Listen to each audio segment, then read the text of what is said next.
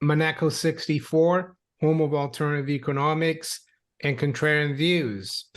This interview with Paul from the Sirius Report is being conducted on Tuesday, October 3rd, 2023. Paul, welcome to the channel again. How are you?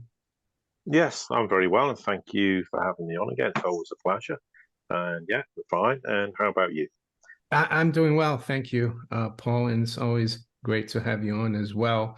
Uh, I feel that you Awesome. bring a little bit of objectiveness into things, and that you put aside emotion, which is a good thing, which I think a lot of people need to focus on these days. Less emotion, more objectiveness.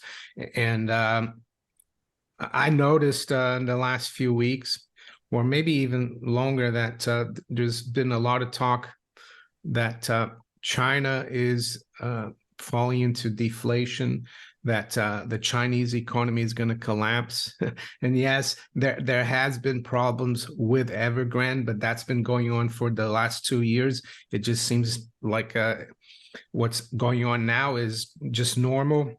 And it seems to me, with people that I talk to or that I'm in contact with, like in places like Hong Kong, they tell me that the policy of the Chinese government is actually to try to contain or try to contain some of the bubbles that they've had.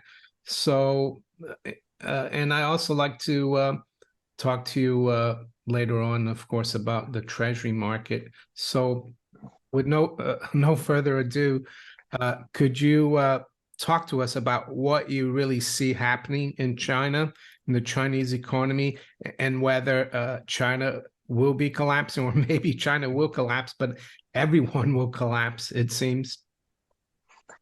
Yeah, the problem with China is, look, for 15 years, all I ever see is people going on about China collapsing every single year, and it's normally periodic thing, and it's all out of wishful thinking, and it's a desperation to feel that China must collapse because otherwise, if China doesn't collapse, then there's this ridiculous belief that China wants to control the world and become an hegemonic power and impose all this ridiculous communist, in inverted commas, ideology on the Western world. Nothing could be further from the truth. It's so nonsensical, frankly. I got to the point it's embarrassing to bother discussing it anymore. But setting that aside, obviously China is going through this huge, what I would call, rotation in its economy. And I've been speaking about this for probably 5 years. And what that entails is it's a sort of multi-layered focus whereby when China became sort of part of the Western world, when it was admitted to the World Trade Organization in 2001, and the agreement was, well, you get to sell, manufacture all these cheap goods, and in return, you buy treasuries off us when they ask you to. And of course, China went, fine. This is very good for our economy. But of course, China was going to get to the point in its evolutionary cycle where it would start to go, well, people want a better standard of living. They want to have better paid jobs in better paid conditions. So the idea you were going to be the manufacturing hub of the world for cheap goods is starting to diminish. It hasn't gone away. But that's the principal reason why China rotated its economy and said, well, if people are going to start to have better paid jobs and earn more money, then we want to become more consumption based, not the way like the West's idea of consumption economy, which is all about consumption and not a lot else. And in the process, they said, well, we'd like to grow and develop high-tech sector. And that's what they've been doing. And that's why they've gone from being the nation that did steal everything, and it's true. Days gone by, they stole technology and reinvented it. And the West still thinks that's reality, and it's not. And in essence, they're now becoming market leaders in a whole raft of technologies. Now, whether people approve of these technologies or not is not the point. The point is they're doing it, and they're proving to be able to do it. And they're also proving that you can try and sanction Huawei into oblivion, but they have kind of reinvented themselves. And it's the old saying, necessity is the mother of invention, and they've gone out now manufacturing. Well, they're having chips manufactured for 7 nanometers for their latest smartphone. And the West was going, well, they can't do this because they steal technology. No, they don't. So it's another, excuse me, popular misconception that exists in the West and continues to, of course, confuse people and makes them come up with these ridiculous ideas that China's still like it was in the 1980s. It's not. I've been to China many times. I've worked with people there. I always tell people, go there if you can and see it with your own eyes. And people have come back and said to me, oh, I now understand why you're saying what you're saying. And I went, well, do you think I just made it up? What do I stand to gain by pretending to present China as something it isn't? I mean, it's just credibility damaging apart from anything else. So also in the process of doing that, China also said, well, we want to have, buy into investments overseas. That's part of the Belt and Road Initiative. So they'll buy into projects, they get a return on the project. They may also find that that project produces resources that are then sent to China. China gets them cheaper. And also, of course, in the process of doing all this, China then is able to be in a position where that also benefits the economy indirectly. So all these moves have been happening. And in the process, of course, when you go through that huge change in your economy, at times you're going to have blips. Of course you're going to have blips. But what's a blip? The West thinks China's collapsing with 3.5% growth per year, just because it's used to seeing China have 5, 6, 7%. It's irrelevant. I mean, it's just nonsensical. I mean, if we actually had 3.5% real growth in Western nations, we'd all be sat there going, wow, this is the economic miracle. Our economies are really strong, but if it's China, no, China's falling out. It's collapsing. You make the point about deflation, and this came about because one quarter gave the indication China might be experiencing deflation. Oh, they're going to collapse. Deflation's only a problem in the West, and the reason is because deflation wrecks asset prices. Everything in a financialized economy is about asset prices and maintaining high asset prices, whether it's realistic or not. Because if you have impaired asset prices, the balance sheets of everything in the West, corporations, banks, etc., will be impaired, and that impairment could lead to default and bankruptcy. But China's economy is not financialized. So cheaper prices are beneficial because people have more disposable income to spend in their economy. I mean, these are all very obvious statements. And also their deflation is linked to the fact they buy energy far cheaper because they have an arrangement and an agreement with the Russians, the Iranians, and to some degree the Saudis work, well, we buy energy cheaper. So therefore that's going to make the price of everything less expensive. And we should be far more concerned about the inflation that our hiked energy prices are because we abandoned, Russian energy, which was a lot cheaper, and then we're buying it via second, third, and fourth parties at 3, 4, 5 times the price.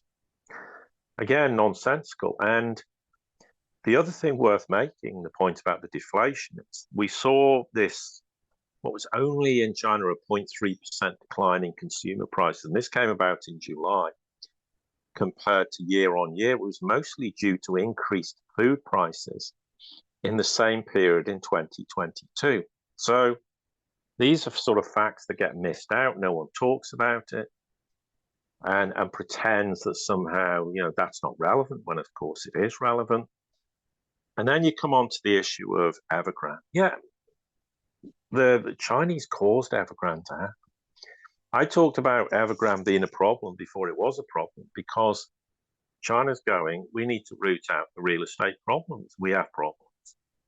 And we're prepared to let large institutions default because unlike the West, we realize this is ridiculous to have all these housing bubbles or real estate bubbles or commercial real estate bubbles. And we're not going to just prop up failing companies. Yeah, okay, you have to restructure things. And with Evergrande, you have to sell off profitable assets and whatever. But they don't have a problem with this. And also, if China's house prices fall even 10%, it's not going to be a huge problem for them. For us, because the way our economy is geared around financialization, a dip or a blip or a fall in the housing market suddenly becomes a huge problem, which is why they're desperately scrambling in the West to find ways to try and keep the real estate sector, buoyant, or keep the asset bubbles going. Yeah, Paul, I've seen, sorry, go on. Just seen here headlines about Evergrande just in the last 24 hours. And The Guardian says Evergrande shares soar as trading in crisis hit China firm resumes. South China Morning Post, Evergrande founder underestimated Xi Jinping's determination. Even CNBC is reporting embattled Chinese property firm Evergrande up 20% after trading resumes. But prior to looking up these headlines, I had the chart here, as you can see, of the a weekly chart of the Shanghai Composite, and if you look at it, it looks pretty stable to me. I know in 2006 and 8 it went up like a rocket because maybe China back then hadn't they were playing this Western game of financialization, and after that they realized that they need to keep things more stable. Is that how you see this? Yeah, absolutely. And it's like, if you look at the bond market, look at the Chinese 10-year, it's very stable. It's indicative of a bond market that is functioning normally. Whereas look at what bond markets that are totally dysfunctional, but apparently they're the economy, financial system that's collapsing, and ours is all fine, and there isn't a problem. What do you say to people? Oh, the Chinese government bond market is closed off. It's not free. I mean, I don't know much about it. Do you know anything about the they have a government bond market, and I'm bringing up here their 10-year yield, and I have looked at this because I was curious how it's doing, and like you said, it doesn't seem to deviate too much, in the last, let's say, 20 years. It's stuck between 3 and 4%. Maybe now it's a little lower, but it's still around 2.7. Yeah, no, it is. You can buy into the Chinese treasury market. This again is this myth. I mean, again, and the one thing is, the PBOC is not buying up all the treasuries. There's always, the US 10 treasury. Let's not confuse them. But this is reality again, and the West's going, well, they're collapsing. Well, it isn't. They have a functioning bond market where there is demand, and you do have foreign buyers and institutional interest to buy Chinese debt. And this comes on to this whole point about the yuan's collapsing.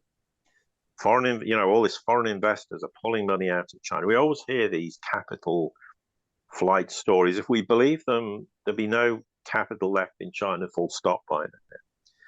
And, because, the yuan's fallen to its weakest level since 2007. Well, here's the reality of what happens. When the yuan becomes too strong against the dollar, the Chinese note its state-owned banks. I mean, the PBOC says to state-owned banks and other state-owned enterprises then to buy dollars and sell yuan. So that's just a statement of the obvious. Now, obviously, and vice versa, of course. So if China wanted to, it could manipulate the yuan back to 7, 6.9, but it doesn't have any reason to do so at this time. And the other thing is, China note, when it calculates its trade surplus, it calculates it in yuan. Now, let's face it, if you get $1 billion and then you exchange that into yuan, which they do, then you're going to get 7.3 billion yuan instead of 6.4 billion yuan. So you're going to, if it was at 6.4 to the dollar, well, it makes sense. There's 900 billion more yuan. So they're keeping at the upper band, and this isn't a collapsing yuan at all.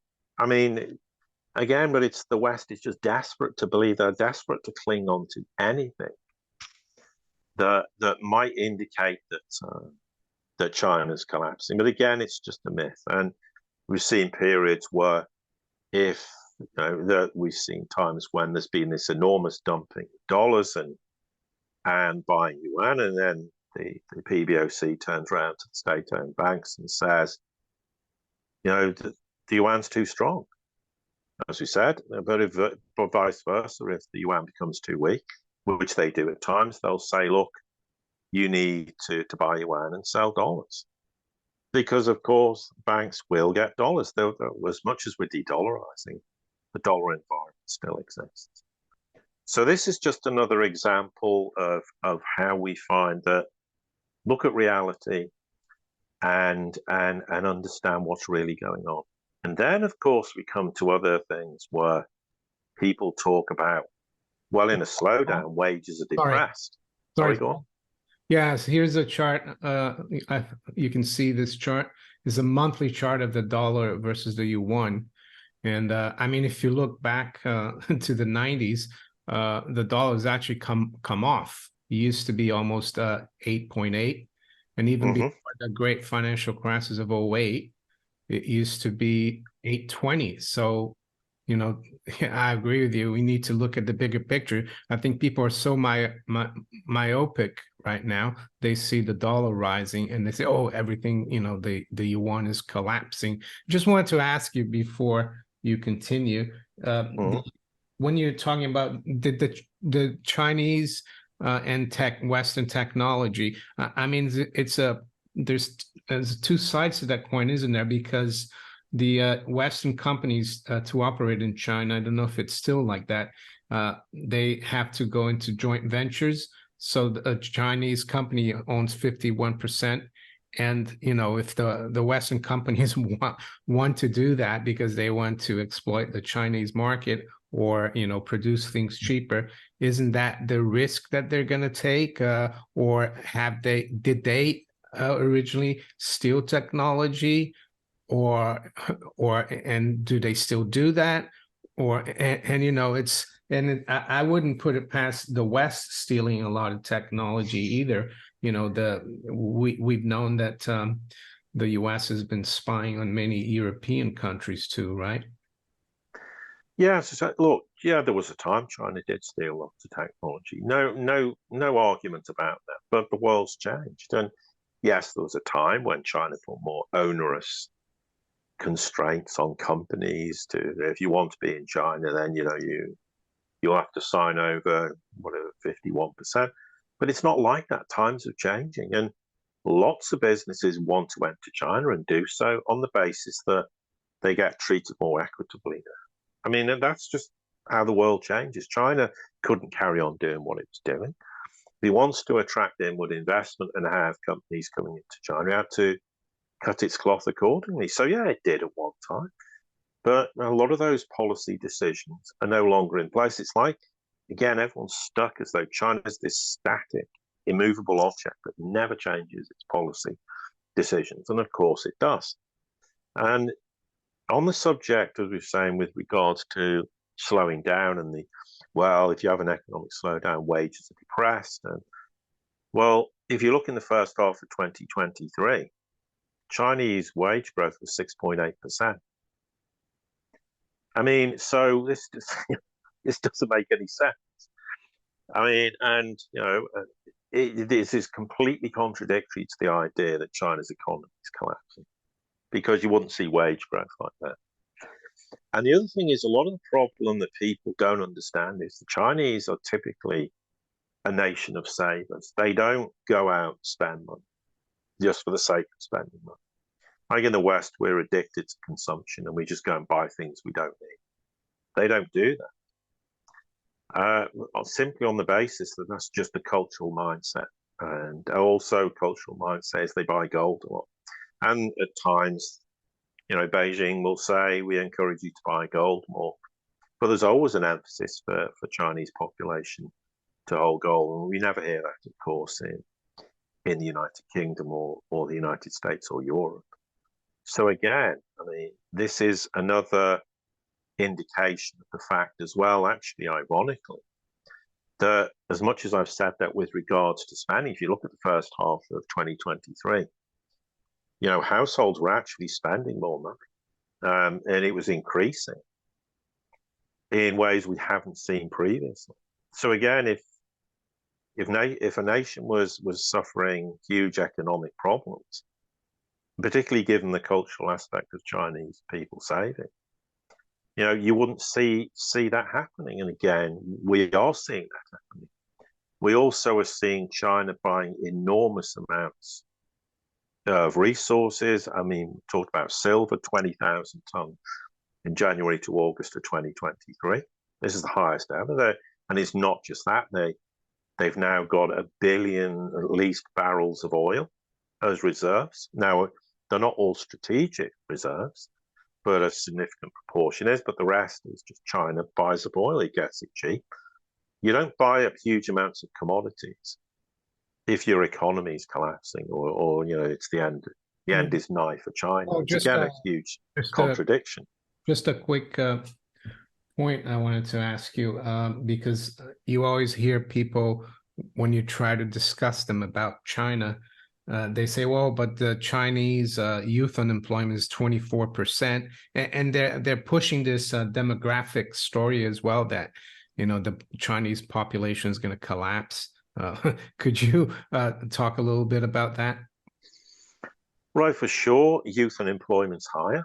And that's because of part of the fact the economy is rotating, and also because the youth are going, we don't want to work in factories earning relatively less wages in absolutely truthfully not the best conditions to work in. I mean, they don't have the same kind. I'm not saying it's a sweatshop or anything, but they don't have the same kind of regulations in place that you would have in the West.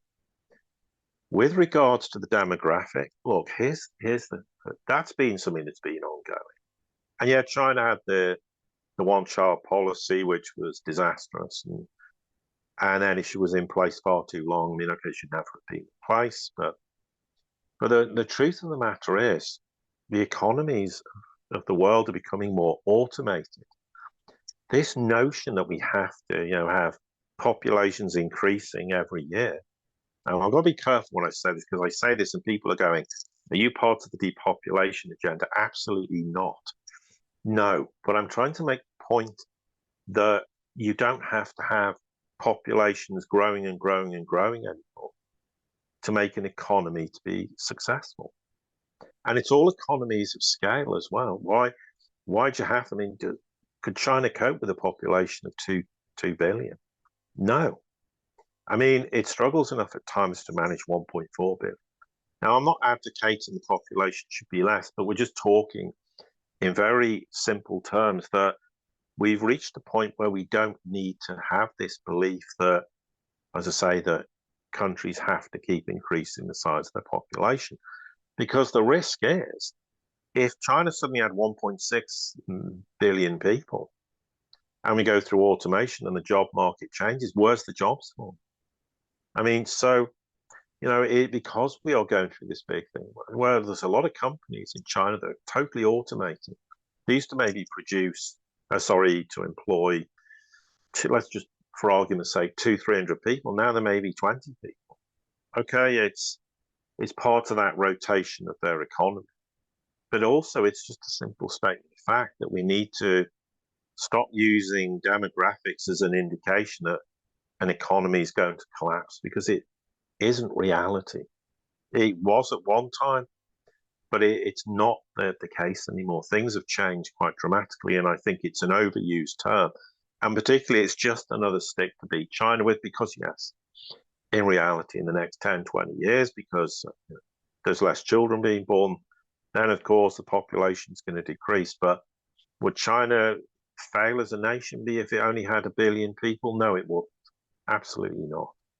And that's a heck of a decrease from 1.4 billion or whatever it is now. So again, it's just an overstated illusion to deceive people. What about, why do you think there's so many commentators there, both on the mainstream and even alternative? And I'm not going to name names. No. They seem to be determined to talk about, they always talk about the CCP, communist China. And of course, I'm not into communism. I prefer small government, free markets, freedom of speech, which is actually stuff that we don't have anymore in the West either.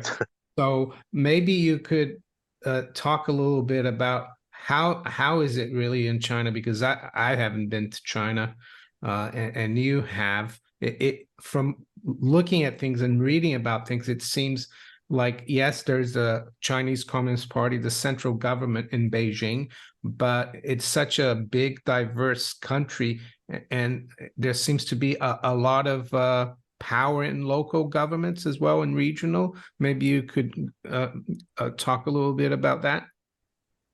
Yeah, first off, I totally agree with you on a governance structure, how it should be in the West.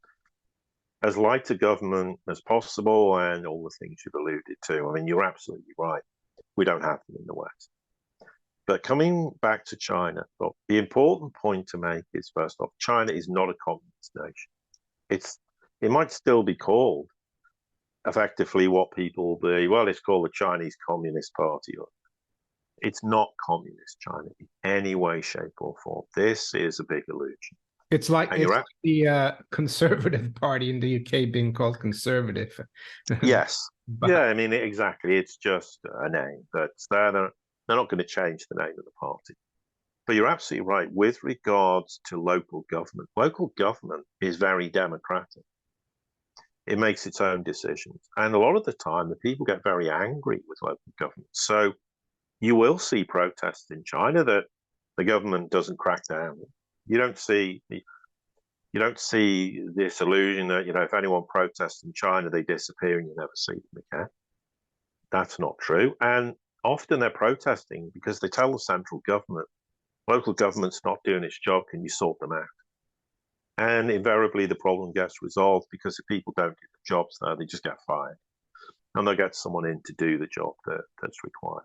And also, of course, in local government, that's where a lot of the corruption came about, mismanagement, etc. And that was a huge problem, which is why they've basically fired and imprisoned hundreds of thousands, but they've prosecuted about 2.5 million government or local government officials who were corrupt. In the West, we don't prosecute anyone who's corrupt. We pretend there's no corruption and brush it under the table. you So just call it sleaze, and you say it's inefficient. yes, yeah, pretend it's not a problem.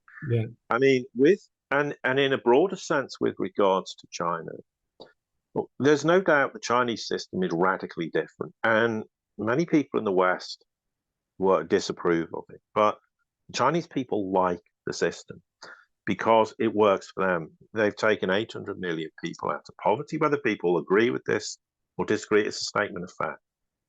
They like the fact that the government is responsive. I mean, you saw, and this completely shocked the West, when they did have this ludicrous zero COVID policy. I mean, I was commenting it on social media, going, it's just absolutely insane now to have this. Ridiculous. And they took it to the point of absurdity. And then suddenly people started protesting and they went, right, we're ending it.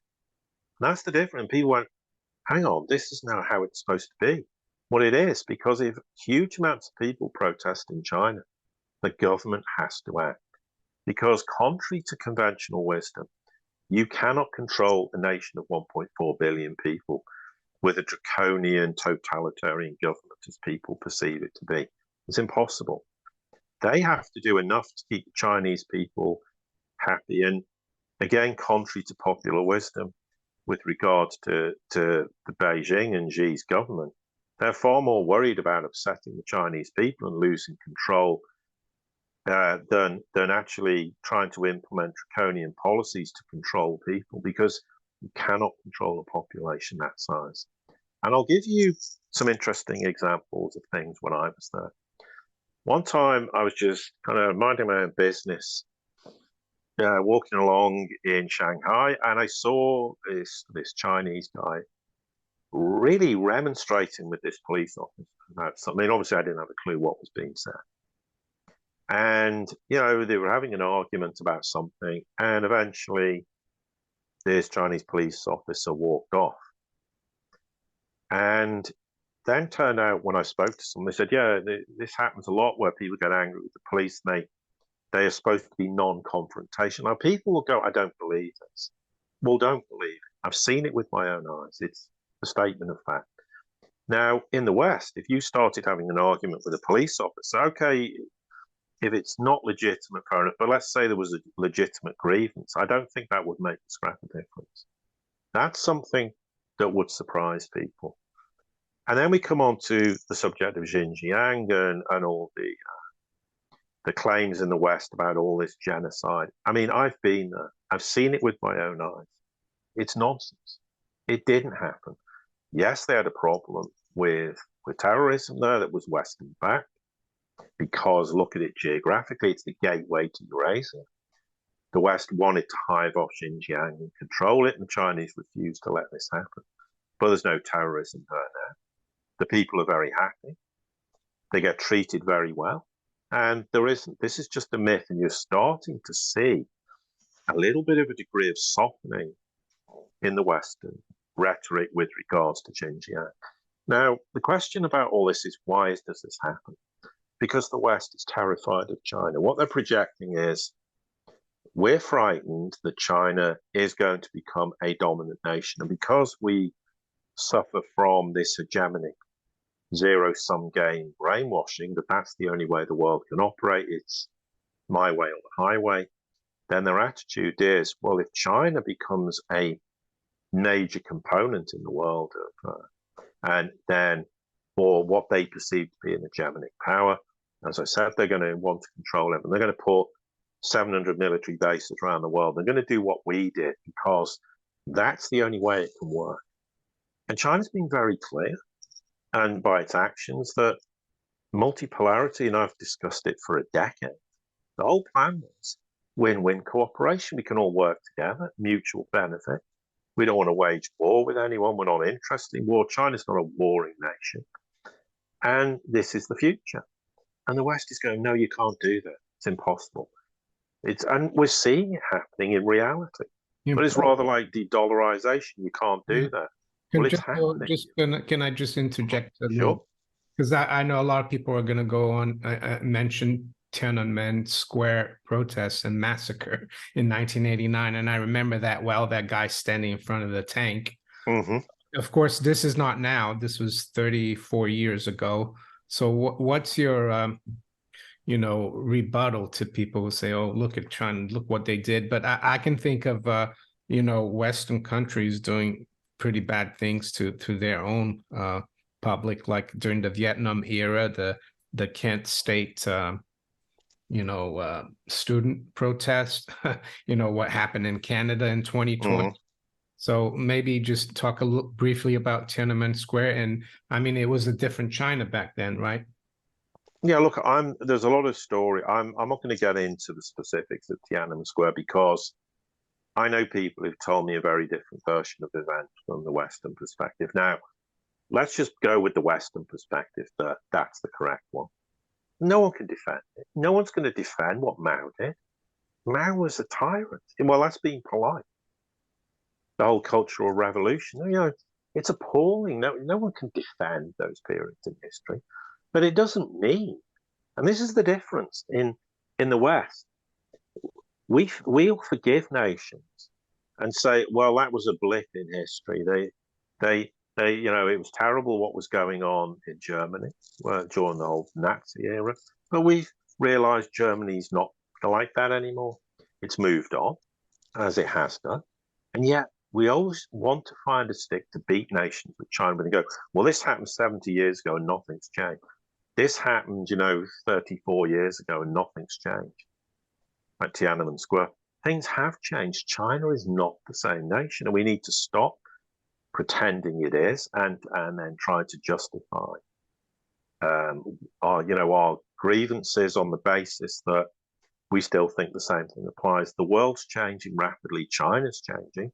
Is it a perfect nation? Absolutely not. It's the things it needs to improve upon and change. Absolutely.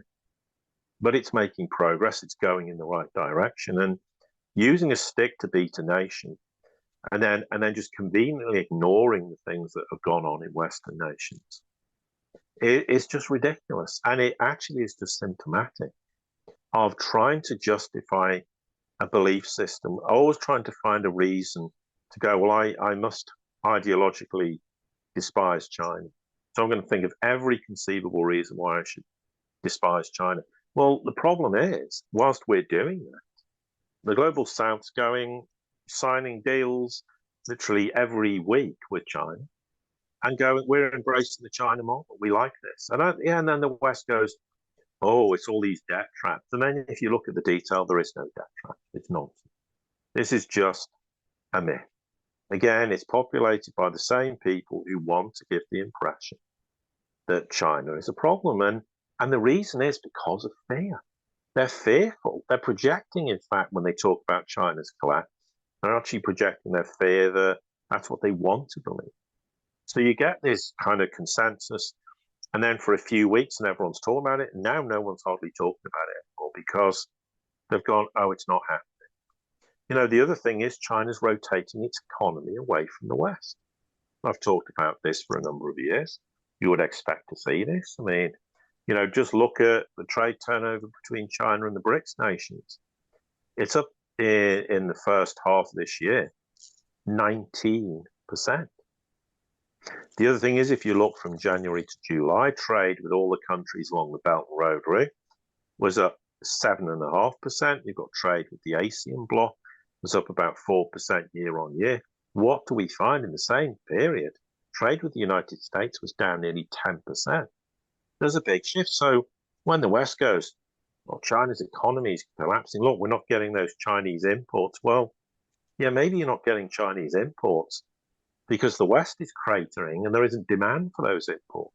And also because China's rotating its economy, saying, well, the future growth sectors is the global South. That's the vertical growth market. From their perspective, the West's maxed out, and we are. We've got, I mean, how much more can we consume? Do we keep throwing out our, sofas every 12 months, fridge freezers every 12 months, which we can't afford to buy anymore because we're totally maxed out in terms of credit and we can't take on any more debt, obligations, etc., etc. So, there are all these problems, and I'm not pretending, as I say, China's a perfect nation. All I'm telling people is this is the reality, and track record in years about China's being correct. And it's about being correct. I'm not taking sides. People think if I say China's economy is strong or China's doing this, I'm supporting China. I'm not supporting anyone. It's like the Ukraine war, being very consistent what's going on there. And what's going on pans out. And that's what's important. It's not about taking sides. I've always made this point. Nobody will be happier than me to see the United States that's a great nation amongst equal, where it actually behaves as a responsible custodian, where it actually tries to do things based on win-win cooperation. And it never does this. It's all constantly trying to undermine the rest of the world, trying to find ways to subjugate anything that it feels is a threat. And just look at the United States' attitude towards China since the Trump administration, the completely failed trade war that blew up in the United States' face. Then we have and it's going on in the Trump administration with Taiwan, trying to provoke China into a war with Taiwan. I just wanted to bring this up here because I spoke about, I did a video on the 11th of September entitled, "This is Why China is Wrecking the International Order."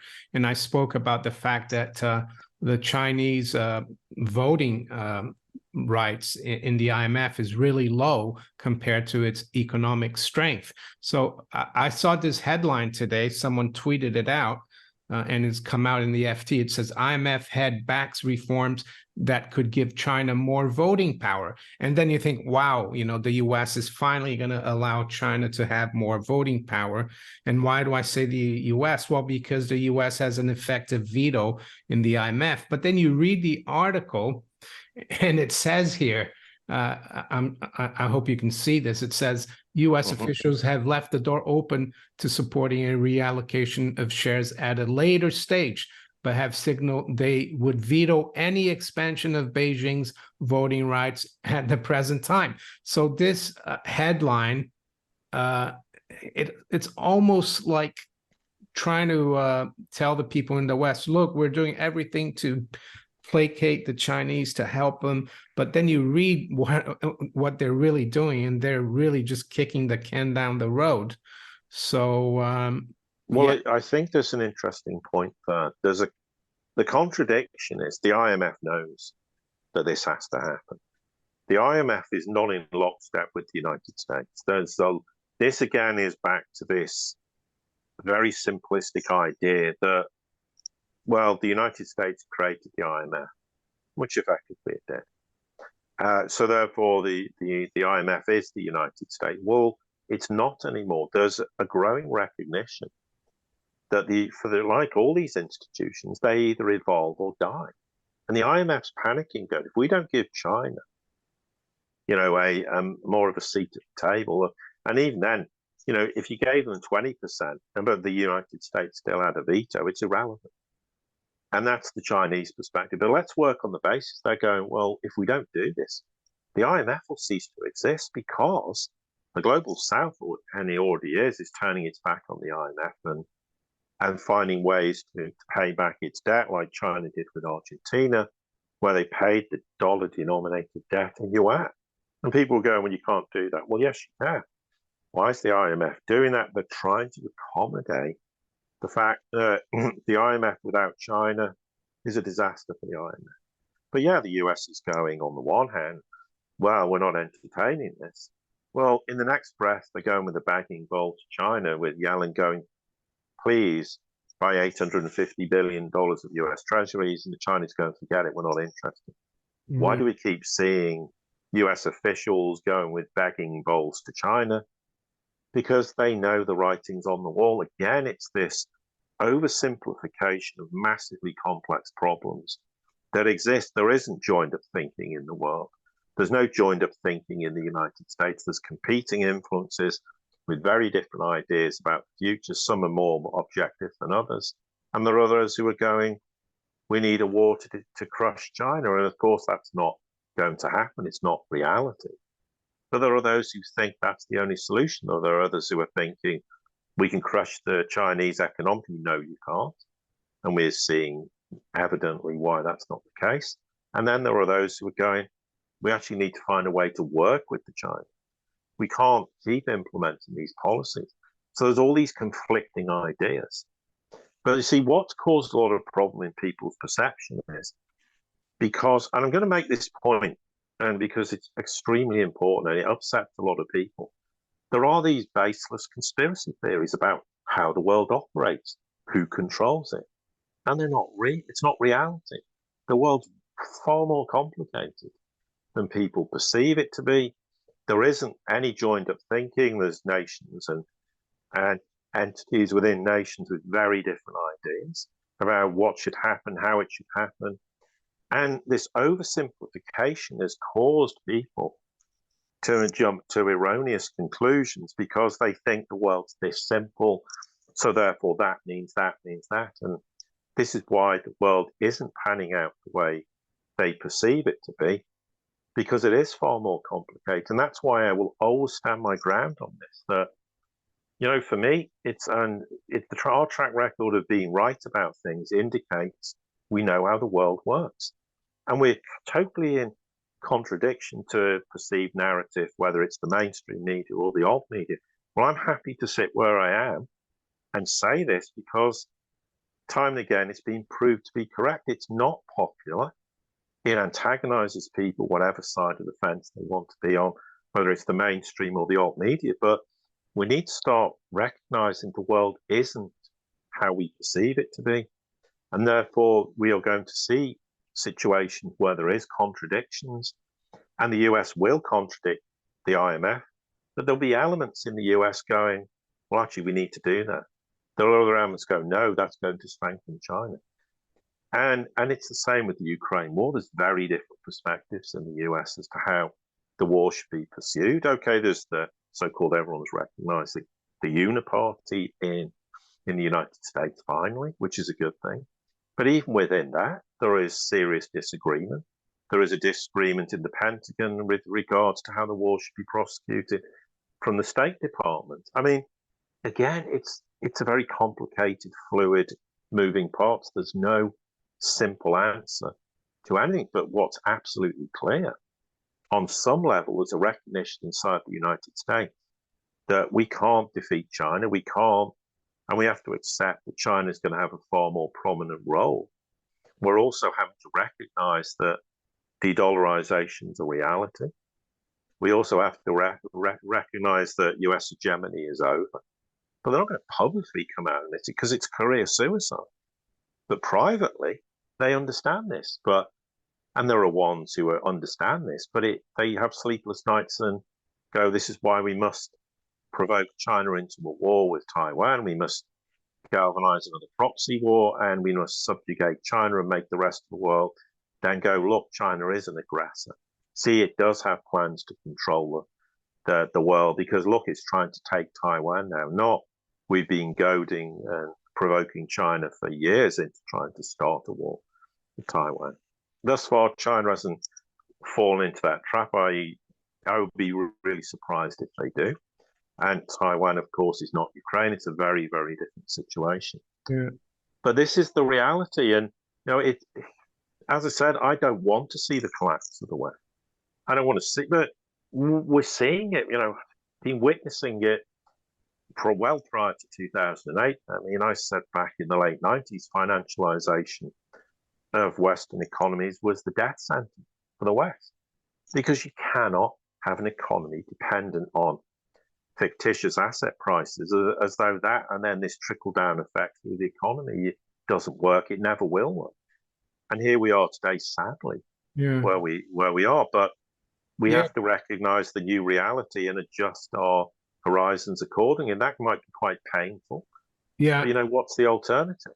We could just keep, digging the proverbial grave for ourselves. Yeah, I think there's too much, in the West, we think too much of confrontation, us against them, and instead of cooperation. But I just wanted to move on to the U.S. Treasury market, because you've spoken a bit about de-dollarization, about the U.S. officials, going to China this year with a begging bowl. Maybe, we don't really know, but probably a good chance. And then we saw, I think in July, there were talks from Russian officials saying that the BRICS reserve currency would eventually be use gold to back it.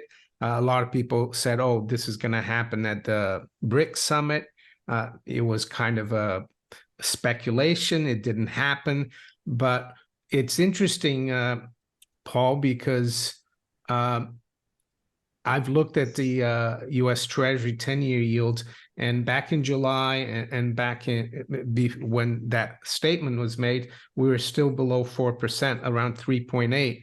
And as we speak right now, on October 3rd, I'm going to share it with the viewers and you, the 10-year yield is almost 100 basis points higher than it was back in July, when the Russians announced that they wanted to back a potential trade currency with gold. And the other thing that, and people might say, well, but gold is down too. But I've got this chart here of the long bond future versus the T-bond future. And you can also see that gold has, ever since 2016, is one way up versus the T-bond. So maybe you could touch upon what's going on in the Treasury market and how how you see that impacting the financial system, and whether the Fed is finally going to have to do something. Yeah, what's your view? Okay, yeah, I mean, it's a huge subject, but we'll try and sort of condense it down a bit. I mean, excuse me, it's a statement to the obvious that the yield curve is just risen sharply exponentially. I mean, if you go back 12 months ago to the short end, and the short end, what really greases the wheels of the financial system in the West. And for me, and I've made this point on podcasts, I've made it in tweets and publicly before. The Fed raising interest rates has got nothing to do with inflation. It was all about trying to support the US dollar, US Treasury complex. Because there are no foreign buyers of US Treasuries, and they're having to beg, borrow, and steal, having to persuade hedge funds to soak up all the where it can, all the Treasury buying, and of course, absolutely clear the Fed to be monetizing debt and squirreling it away somewhere off their own balance sheet. So this is why, in part, we're seeing the yield curve rising, because they're trying to find a point where they don't have to monetize the debt. Hedge funds in the US are going to reach a point where they cannot buy any more treasuries. It's impossible. So they need foreign buyers. So what can we find? I mean, the 1 month, the 3 month, the 6 month, roughly, even the 1 year, they're all out at around 5.5% ish. And they're not getting any foreign buyers because we're also seeing, conversely, no appetite, and we're obviously seeing dumping of US Treasuries at the long end, and no appetite at the short end. And the dumping could be mutual funds, pension funds blowing up. It can be, of course, there's that window where distressed banks can go and get par value for their treasuries. Even though they may be 20, 30, 40, 50% underwater. That's all very hush-hush. But it was at 100 billion a week at one point. It might still be 100 billion a week. That's how much these banks have been bailed out to prevent collapsing, because, of course, they're having to crystallize the losses on their bonds. So, in essence, to try and preserve the dollar and the US Treasury complex, the Fed's risking blowing everything else up in the process, because, again, it's always about defending the dollar. This is why we've had wars and regime change, because it's all about ultimately defending the dollar. The dollar is a matter of national security above everything else, because the US knows without the US dollar, it's over. Germany's dead in the water. And this is contrary to the popular wisdom that, de-dollarization can't happen. Well, it is happening. That's why the Fed's made this extraordinary decision to risk blowing up the entire financial system, to blowing up corporation, blowing up the entire credit system, whether it's for consumers, whether it's for small, medium enterprises or corporations. Everything's now at risk, and we're seeing this fracturing now because interest rates have risen so high. We've got now major credit risk. We talked before about commercial real estate being a problem. We talked about commercial mortgage-backed securities being a problem, and the question is, at what point do high yields break the equity markets? And okay, there's equity markets being pumped. Again, like everything else is pumped to create the illusion there isn't a problem. But in essence, the question is, who blinks? And does the Fed continue with its policy? Because if it doesn't, here's the problem. If no one buys US Treasuries, if the economy blows up and everything needs bailing out, they're going to have to backstop all the money printing again. What we saw during the pandemic, and far worse. And at that point, all credibility regarding the dollar is gone. Everyone's going to go, yeah, you just print money. Whenever there's a problem, serious problem, you have to print money. And already, of course, the world's turned its back on the US dollar and US Treasuries simply because of weaponizing the dollar. And the Ukraine war and effectively sanctioning and freezing the assets of the Russian central bank was the worst decision. Whoever made that decision in the US is probably the worst decision the United States has made in my opinion, for decades. And that's saying something given all the other things that have gone on, because it set a precedent where the world went, well, we're going to reject the dollar. And this is why we are rejecting the dollar, and nation after nation's now trying to trade in local currencies. So there's no appetite for buying US treasuries. In foreign terms, the domestic capability to buy is going to dwindle. And there'll come a point when, because the US economy is such that they've got these ludicrous budget deficits, they're just going to grow and grow and grow.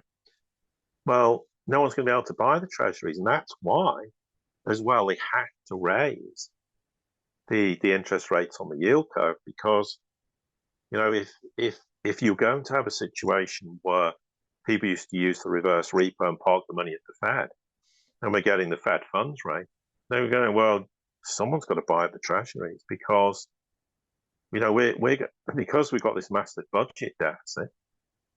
We can't keep printing money, so someone will have to suck this all up. Okay, let's try and inflate the yield curve, so we'll then persuade. Yeah, but for the example, banks. hedge funds. Sorry, Paul. The Go on. banks, they have they've parked this money in the reverse repo account with the Fed, and I think it's dropped quite a bit now. It's down to like 1.3 trillion. Yes.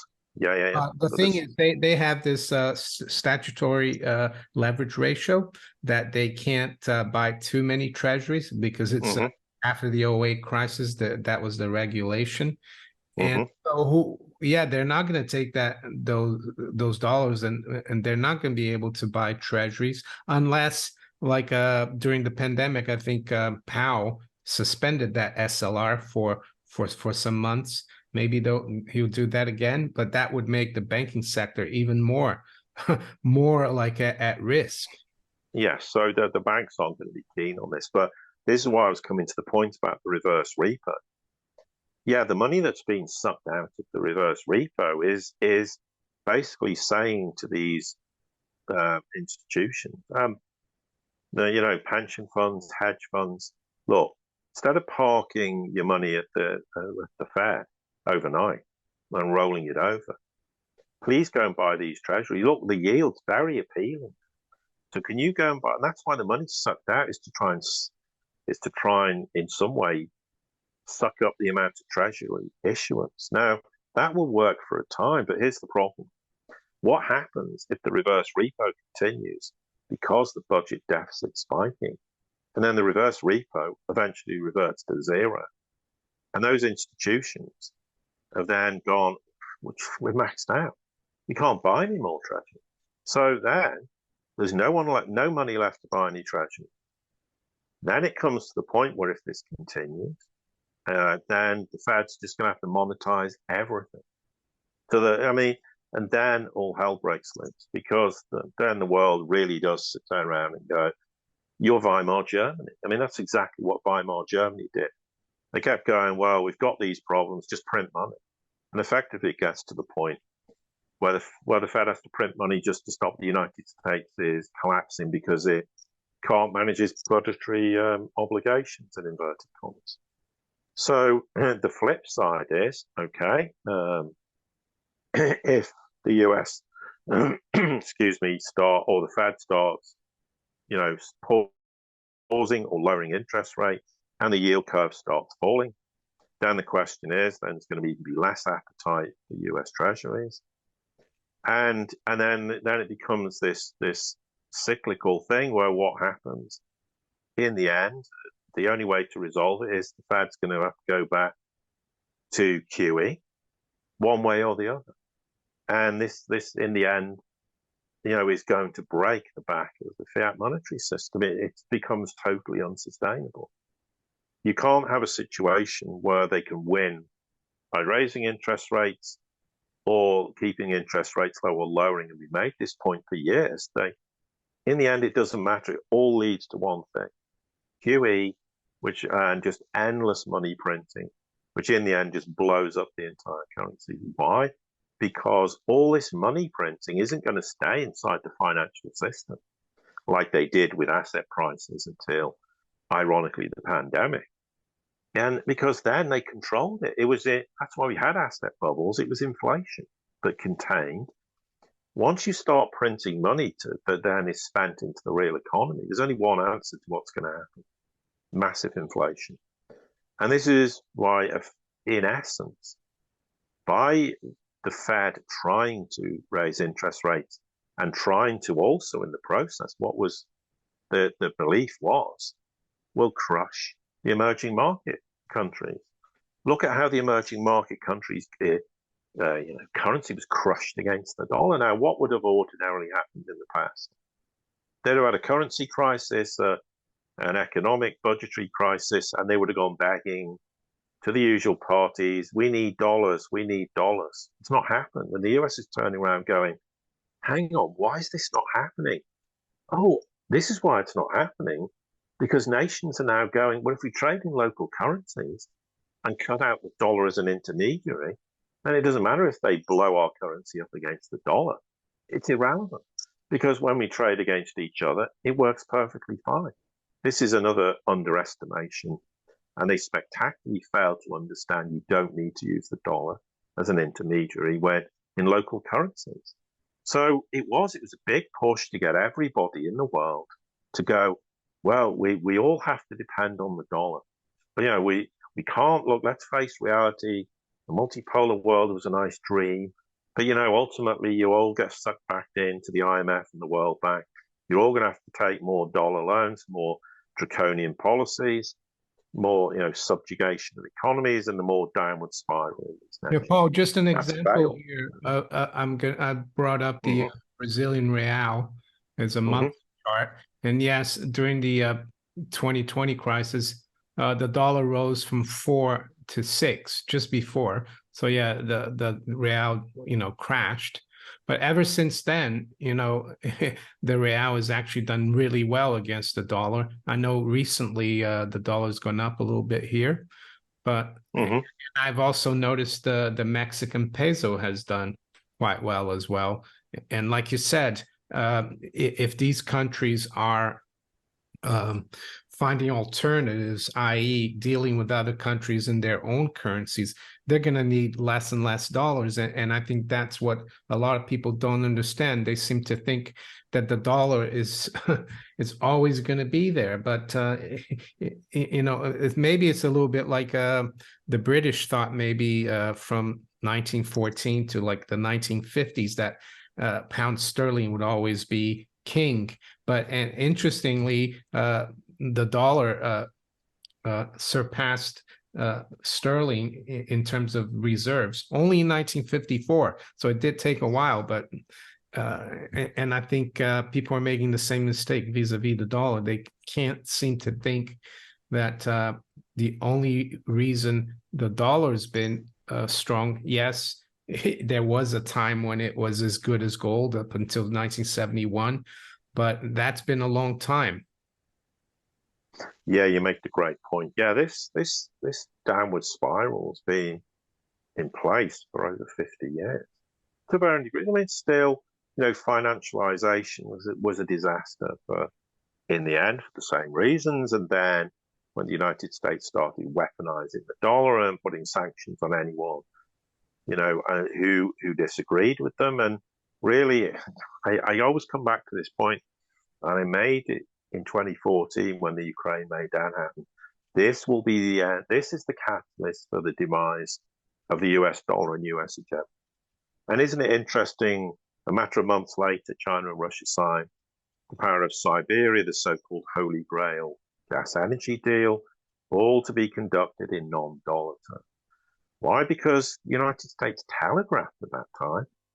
It talked about possibly excluding Russia from SWIFT and putting even more draconian sanctions. And that was the point when the Chinese turned around and went, right, and the Russians, right, we have to take this seriously. They were told for years, you can expect this to happen.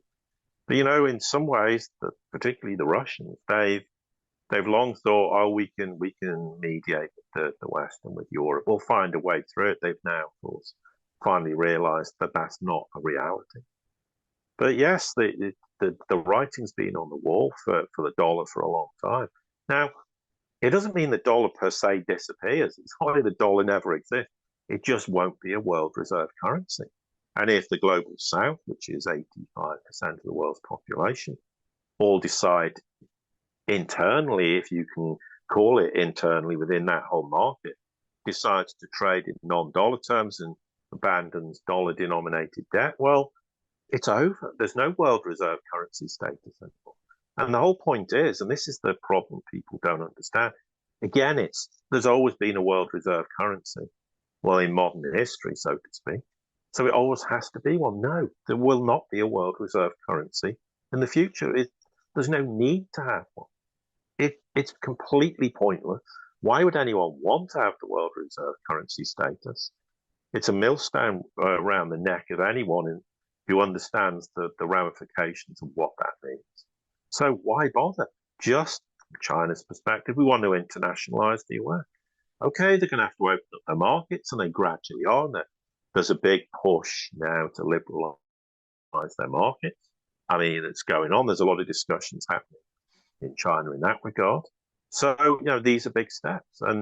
But it doesn't mean they want to be a world reserve currency, and they never will be. But does it mean in the future that 10, 15, 20%, 25% of global transactions could be in the yuan? Yes. And also bear in mind, everyone goes on about SWIFT. China's only got 3.5% of transactions in SWIFT. Okay, it's an all-time high, but it's non-existent. Well, they fail to understand it's 50% of global transactions now are not conducted in SWIFT. So what about the other 50%? So the United States might have, 40%, 35%, whatever it is. Well, it's only 40% of 50%. What's happening in the rest of the market? Because again, everyone thinks the only way to trade is with SWIFT. Well, what do they think SIPS is with China and all these other payment systems that exist that now allow countries to trade in local currency terms? Even Middle Eastern countries are doing that. So because we now have a situation where setting up payment systems technologically is child's play. Okay, how you implement them and make them work that's where the challenge is. But technologically, it's child's play. It's like plug and play with a USB stick. It's very, very simple, and therefore, it's not a situation where we would have had technologically. It would have been extremely difficult even 10, 15 years ago to do this. Now it's very easy to do it. So that's another dynamic where people don't understand this big shift that's happening away from the dollar. And and every day we see comments, whether it's we're proposing to do this, we're rolling this out, this will get rolled out in 3 months, and it's a cumulative effect. It's not one episode that will kill the dollar as a world reserve currency. It's this cumulative effect that's been going on for years in smaller ways, but was massively accelerated, ironically, because of the Ukraine.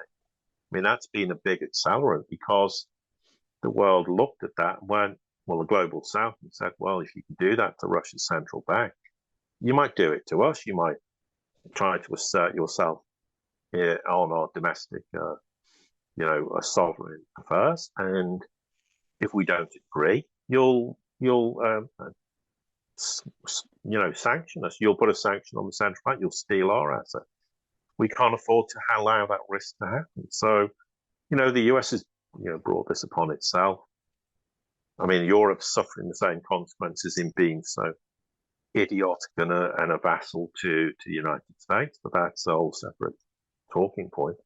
But yeah, that's why we are seeing this progression towards de-dollarization. And I always come out with this point. If anyone denies this is happening, ask yourself the following question. Why would the United States risk direct confrontation, potentially, of course, with Russia and China, who are major nuclear powers on the planet? Why would they do this by Ukraine and Taiwan? They're doing it because they know US hegemony, the dollar as a world reserve currency, which is a matter of national security, is over. I mean, we're at the end. Okay, it's not the end as in it just disappears overnight, but that's the risk they're prepared to take, and they don't want a war with Russia directly, of course, or with China directly, but they want to provoke a war with these countries. Why? Because with Russia, they thought, well, we'll end Russia quickly. Its economy will collapse, its financial system will collapse, the ruble will collapse, and Putin will be gone, and Russia will be back in line. There'll be no multipolarity, no threat to US hegemony or the US dollar. That's why they did this. That's why they provoked Russia into a war. Of course, that's all failed. And that's maybe now they're bringing up this narrative that China's collapsing because they want to maybe do the same thing they did with Russia, with China. But the problem is that's a very different situation. Oh, I know. As you know, I know you know this. But a lot of people out there don't, and they think it's real. Well, yes, but it's like people just have this very flippant attitude that the West's trying to create World War III. No, it's not. I mean, the last thing the United States wants is World War III. And the simple reason is because it knows the United States will be totally annihilated. And here's why. The Russians have Sarmat missiles that can destroy literally, reduce to dust an area the size of France. Now, the United States has nothing that can shoot these down. And they admit this. So what are they going to do? 6, 7 of those will completely destroy the Western seaboard and the Eastern seaboard and major areas. That's the end of the United States. So they're going to risk World War III for that? Absolutely not. And this is why the United States fights all wars at arm's length. Why it's being a proxy with regards to Russia and Ukraine, because it doesn't want to get into a direct conflict. And people keep saying they are, and they don't understand what red lines mean. They think they understand it because they listen to channels in the West and in Ukraine and Russia who talk about warfare, who have no right to talk about it. They have zero understanding of what they're talking about. But they think these people are knowledgeable and understand this, and they don't.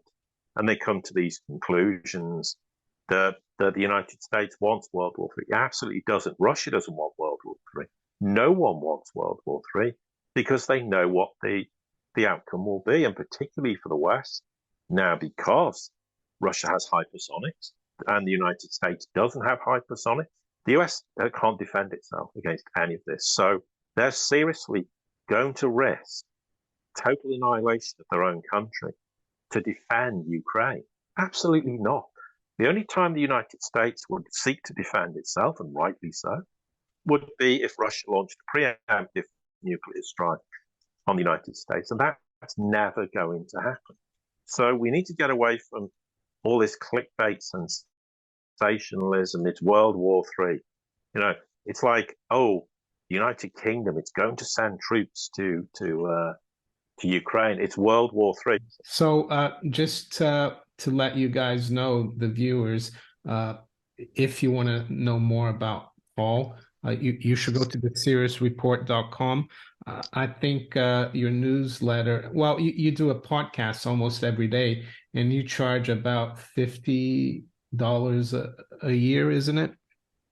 Yeah, you get 1 month free, so it's $4.75 times 11. I think $52.25 a year if you subscribe for the year, or we have got this enhanced service now, which is $5.50 a month, or pro rata. Well, that's because we put timestamps in because people don't have time to listen to everything. But and it's for 5 times a week you do. We do. Yeah, equivalently, it's about 5 times 20 minutes. Sometimes we put 2 together because there's a lot in. All right. Subject. So it's about an hour. Well, 100 minutes, 1 hour, 40 minutes a week. But Great. you don't have to listen to every bit because we put the timestamps in there too. No problem. To help people. Great, Paul. And have a great rest of the week. Yes, and you too. Thank you.